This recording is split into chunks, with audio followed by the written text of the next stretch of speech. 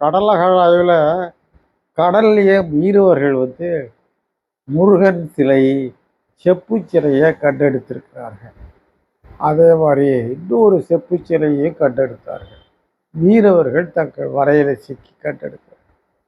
அவங்க அதை பூம்புகாரில் இருந்த டாக்டர் தியாகராஜன் ஒரு நண்பர், அவர் தமிழ் புலவர். அவர் அங்கே இருக்கின்ற சில தொல்பொருட்களை எல்லாம் சேகரித்து, காசுகள் சேகரித்து இப்படியெல்லாம் வைத்திருந்தார். அவரை பற்றி அவரிடம் நாங்கள் சென்று விசாரிக்கப்பட்ட பொழுது அங்கேயே நமது சென்னை பல்கலைக்கழக தொல்லியல் துறை பேராசிரியர் டாக்டர் கேவி ராமன் அதற்கு முன்பே அங்கே அகழாய்வு செய்திருக்கிறார், நில அகழாய்வு. ஆனால் கடல் அகழாய்வு அவர் செய்யவில்லை.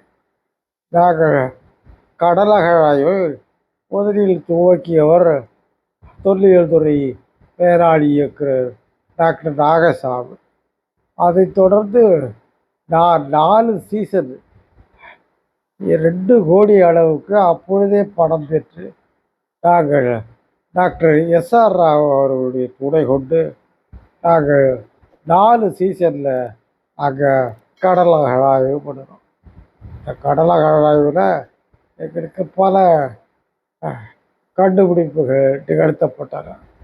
முதல் அதாவது அங்கே இருக்கிற மீனவர்கள் இது கப்பக்கரைப்பு இந்த இடம் என்று சொல்லுவார்கள், இன்னொரு இடத்துல கரையப்பார் என்று சொல்லுவார்கள்.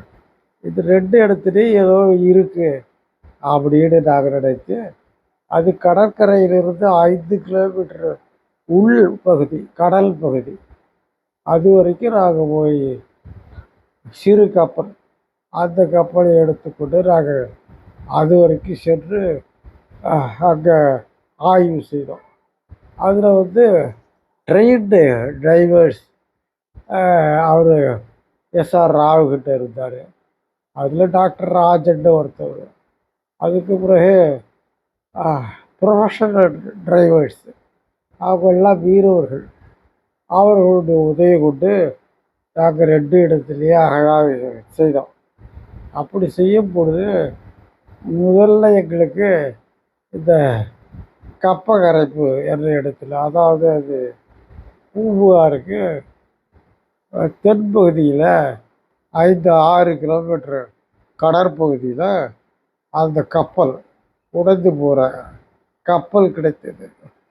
அதுக்கு பக்கத்துலேயே ஒரு புத்தர் சிலை, அது ஆந்திர வெள்ளைக்கல், அந்த வெள்ளைக்கல்லால் செய்யப்பட்ட புத்தர் சிலை. அதையெல்லாம் கொண்டு நாங்கள் பூம்புகாரில் கடல் அகழ்வைப்பு கொண்டு வச்சுருக்கிறோம். நீங்கள்லாம் இப்போ போகிறதெல்லாம் அதெல்லாம் பார்க்கலாம். புத்தர் சிலை, அந்த கப்பலுடைய வடிவம், மாதிரி வடிவம் இதெல்லாம் கப்பலில் அந்த கப்பலில் கிட்டத்தட்ட 20 ஈயக்கட்டிகள், லெட் பால் என்று சொல்லுவோம். அது லெட் பால் 20, அந்த ஈயக்கட்டிகள் இன்னமும் இருக்குது.